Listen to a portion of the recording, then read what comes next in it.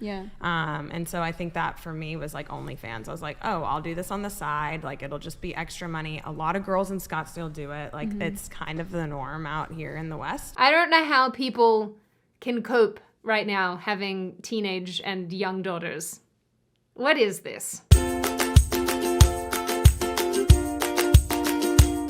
Hi, my name is Sydney. Welcome back to hell. And as per usual, before we launch in, today's video is sponsored by Foom. Now, hopefully I have titled this video what I wanted to title it as of filming this, but if I have done that, it means that this video is in fact demonetized. So sad. And if that is in fact the case, then you should take yourselves over to my new news website called The Publica, read some of the articles that we've been working very hard on, stay tuned for the show that I have that'll be dropping there soon, and sign up as a member. You won't regret it. Or maybe you will. And if you do regret it, at least you'll know how all the OnlyFans girls feel these days.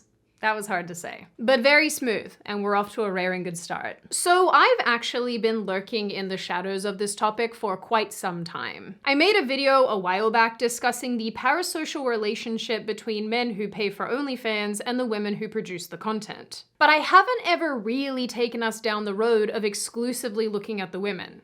At least not in the ways that they're used to. Now, over the last little while, a podcast called Whatever keeps showing up on all of my social media feeds. And every video I have watched, without fail, has some young 20-something woman defending her OnlyFans account. In fact, one clip from about a month ago was particularly interesting to me. To begin, one of the girls explains that she's making a lot of money on OnlyFans. This may be a personal question, but were you affluent before OnlyFans? No. And so I think that for me was like OnlyFans. I was like, oh, I'll do this on the side. Like, it'll just be extra money. A lot of girls in Scottsdale do it. Like, it's kind of the norm out here in the West. And, Agreed. you know, I come from like the middle of nowhere where that's not a thing. And so I just think since it's so normal, I just based it as like, oh, it's just a side hustle. And then it kind of turned in from a side hustle to like, okay, wow, I'm making a lot of money. Then another girl chimes in and adds that whether or not a woman's future children will be embarrassed by her OnlyFans images depends entirely upon where she lives. If you raise your kid in LA, like, there are so many sex workers here that I don't think that, you know, specifically one of ours necessarily is going to be the talk of the town when there's like so many plus years now going on between now and then. Then there is this odd part where the women assert it's easy to have not safe for work photos taken off the internet. So let me ask you a question. So if you're so against it, I'm just curious, why wouldn't you delete your OnlyFans if you... I've already spoken about this. I was big enough to where my pornography is going to be out there. You can get it taken down very easily. You can't. Yes, you can. 100% you can. You can't. It's always gonna be Yes, you there. can. I was just curious why You you can't. Reddit, I was just Twitter. curious. I know. You Okay, can listen. pay, trust You me. guys have been doing this for 6 months too. I also have lawyers that literally tell, like, you just pay for it and it gets taken. Ma'am, where do you think the phrase "the internet is forever" comes from? Ah, the internet generation don't even understand the internet. I just want to discriminate against Gen Z. This clip is only 6 minutes, but a lot is said, and there's a lot to unpack, which we will do. But this isn't the only thing I've seen recently in relation to this topic. One of the highest earning OnlyFans models, called Black China, recently announced she had deleted her account, had removed her breast implants, taken out her fillers, and was embracing Christianity. It's okay if you don't know who that is. I didn't either until Instagram forced me to know. Another OnlyFans model called Diana Dietz took her own life a few months back. We actually discussed her once before on this channel. She was accused of fan of the playground baiting for editing her face to appear extremely young and childlike. My point is, this topic is everywhere, and women will comfortably sit on the internet or on podcasts and shows telling you how easy and breezy it is to have an OnlyFans account, when the reality is a lot darker. So that's what we're going to talk about today, my Hell Gondola Voyagers, the not-so-lovely world of OnlyFans. There is, of course, a lot to this topic, but I think it's important to cut through some of the noise and outline precisely why we are in the age of OnlyFans regret, and it's only going to get worse. But you know what shouldn't get worse, and should in fact get better? your bad habit, which is why today's video is sponsored by Foom. Cold turkey may be great on sandwiches, but there's a better way to break your bad habits. And once again, no, I am not referring to doing a rain dance or some weird brain voodoo. Yo, yo, yo, yeah! Instead of telling yourself you'll start tomorrow, I promise I will this time, or undergoing some drastic, uncomfortable change, why not try Foom? Foom is an innovative, award-nominated device that helps you turn a bad habit into a good one. And because Foom is not a vape, you can consider it better for your insides. Foom is completely natural, and instead of vapor, it uses flavored air. There is no heating or electronics, so no gross chemicals getting into your bloodstream. Foom instead uses these neato little cores that use all-natural, delicious flavors. Like I said, much better than cold turkey. Your Foom comes with an adjustable airflow dial and is designed with movable parts and magnets for fidgeting fingers.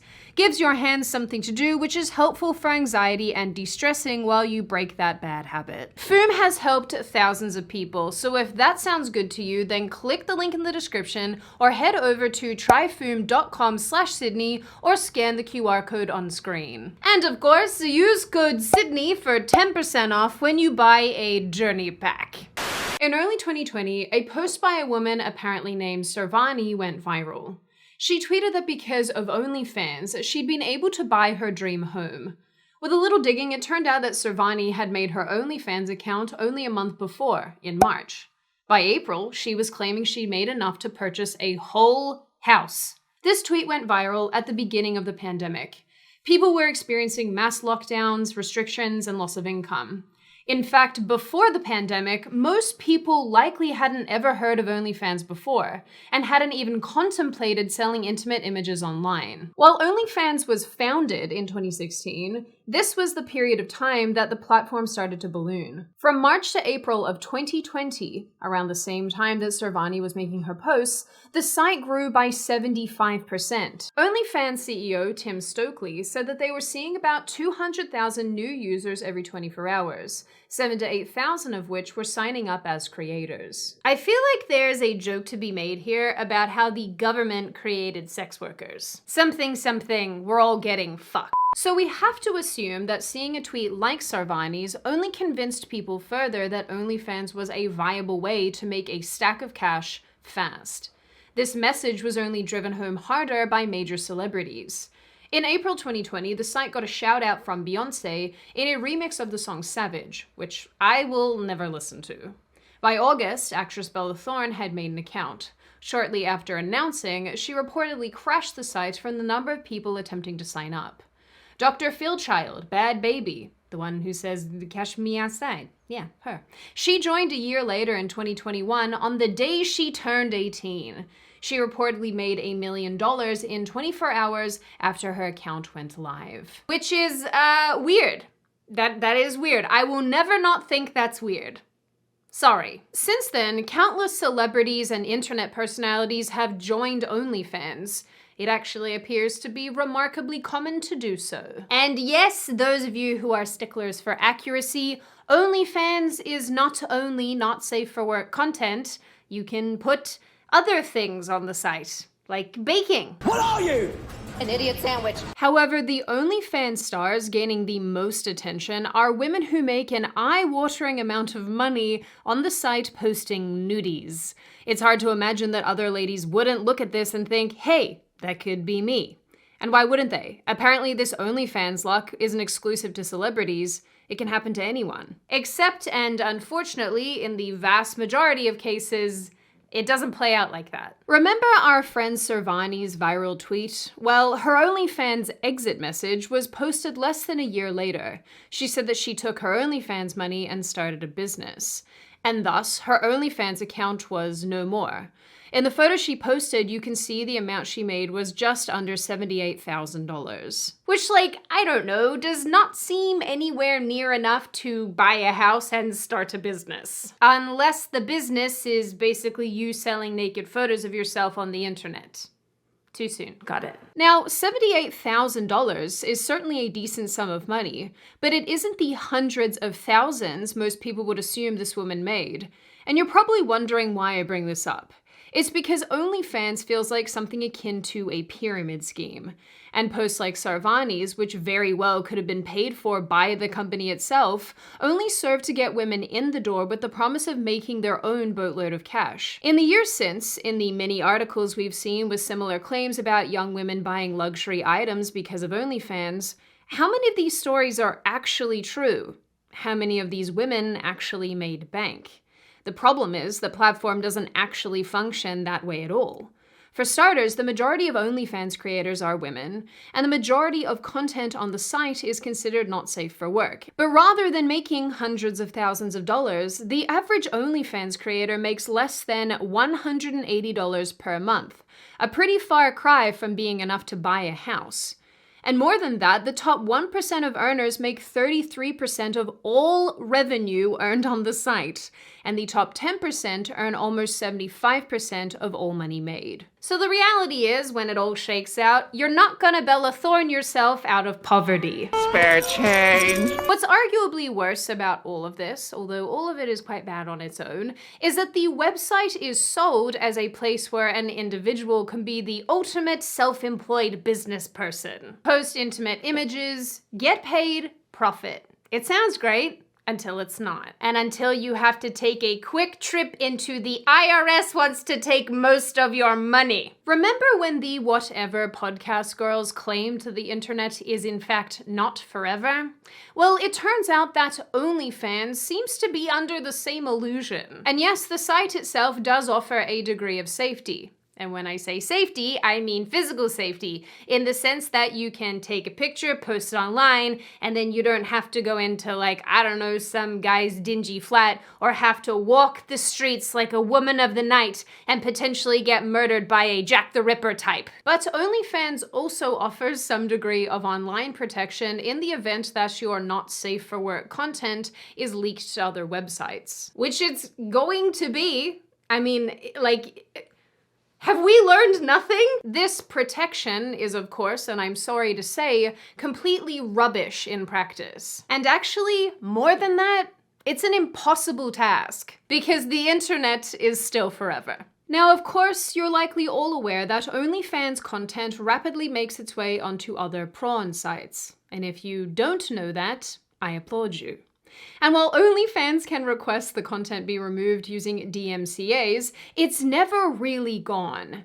DMCA being part of the Digital Millennium Copyright Act, which criminalizes the unlawful use of copyrighted material. Now, let's illustrate this point with an example, shall we? A woman called Shannon Michaela used to be on OnlyFans. She deleted her account and now makes weird TikToks. I don't know. Roar! Yeah. This screenshot from Lumen, which is a database that collects and analyzes legal complaints and online takedown requests, shows the DMCA requests for her OnlyFans content. The site has sent out literally dozens of takedown notices for prawn sites that stole and distributed her content from OnlyFans without her consent or approval or anything. So the idea that you can simply delete your account and wipe your hands of it, not the reality. And also, if we're being totally honest about this, it's also wildly irresponsible for OnlyFans to act like it has any sort of control over what can and can't be distributed outside of its platform. So for those of you who've been following along, let me summarize everything for you. Women who have OnlyFans accounts, or maybe who are being paid directly by OnlyFans itself, are making posts about their fake success or overinflated success. This encourages other women to sign up for the platform, where those women will go on to make about $150 a month. When they realize this isn't all it's cracked up to be, and these are not in fact the droids they are looking for, they will try to delete their account, not realizing that the videos and images they shared on OnlyFans will exist on the internet forever. A skeleton will lie in the chamber forever. Grim. So this brings us around to the next part of our conversation. OnlyFans regret. Sex work, as this is often called, has become so normalized that nobody really seems to give any consideration to how it actually makes women feel. Despite what the whatever podcast girls say, some women don't feel great. The internet is littered with stories from women indicating that OnlyFans has made their life incredibly challenging, whether that's difficulty in relationships, their partners leaving them, dealing with stalkers, knowing that this will follow them forever. These stories aren't very hard to find, and they're almost always negative. But what about the celebrities that we hear so much about? The ones who've done exceptionally well on the site? Well, I mentioned at the beginning of this video Blac Chyna and Diana Dietz, both of whom experienced massive amounts of success on the platform, but both went on to handle that and their feelings towards their accounts in totally different ways. Blac Chyna, whose name is Angela White, decided to delete her account in early 2023 after making it in 2020. Are you seeing a pattern here? In an interview, she said, "I don't do OnlyFans anymore. I don't do it anymore at all. I'm just changing everything about me. It's a dead end. All that stuff is a dead end, and I know I'm worth more than that."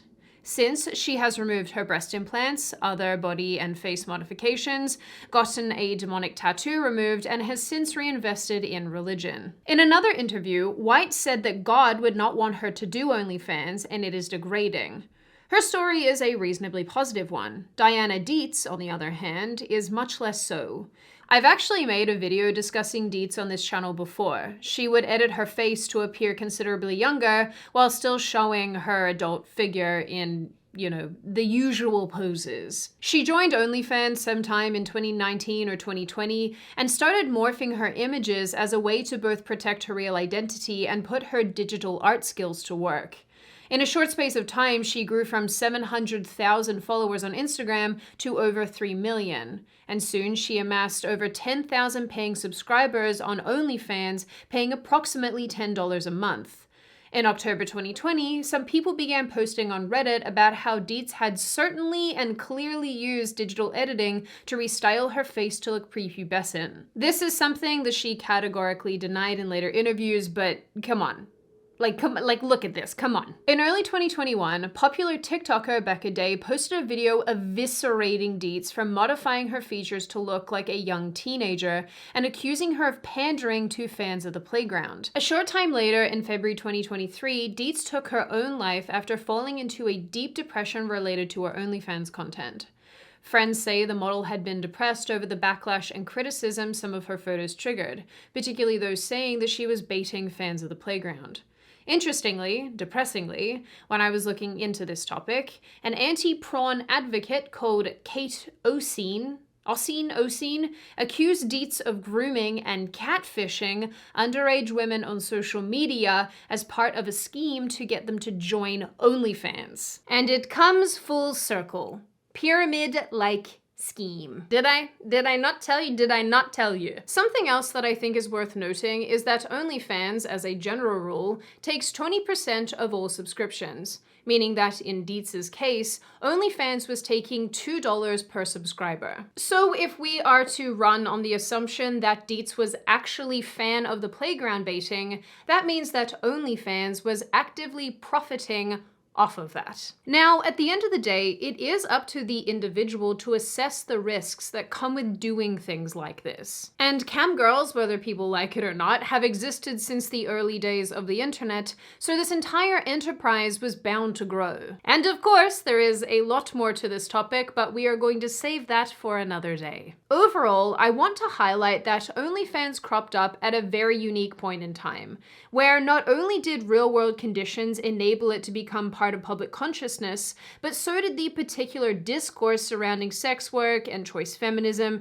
and our ideas of what empowerment ought to look like. And yes, while these are adults who should ultimately be held responsible for their decisions and choices, even if those decisions and choices are terrible, I can't help but feel there's a level of exploitation for everyone that comes along with the messaging of this site. Both officially, in the sense that this website is marketed towards poor university women as a way to make thousands and thousands of dollars, but also unofficially in the public and cultural discourse that surrounds this topic, marking OnlyFans as some bizarre holy grail of female liberation. In the end, I personally, in 99% of cases, don't think it's either. And I firmly believe that the dark parts of this site of OnlyFans and sites just like it must be exposed to sunlight. Now, before I open the floor to all of you, this is just a reminder to check out Foom using the link in the description or scanning the QR code that was on screen. When you do and you use code Sydney, you'll get 10% off a journey pack. Now, open the floor to all of you. What do you all think? Do you also believe that maybe some of these I bought a house posts are actually paid for by OnlyFans? Do you think that they might be ads? Do you think they're legitimate, that they're actually happening? Do you think it's actually just women overinflating what they've achieved in order to seem cool on the internet? What do you think of the dark side of OnlyFans, the exploitation, how women make very little money on the platform, how you can't actually erase anything really from the internet ever? What do you think of the Whatever podcast and the clips that we saw in this video? And what you generally make of this issue overall? As always, if you like the video, hit subscribe and the thumbs up button. If you want to leave a comment, feel free to do so. Just be respectful about it. And I will see you guys next time.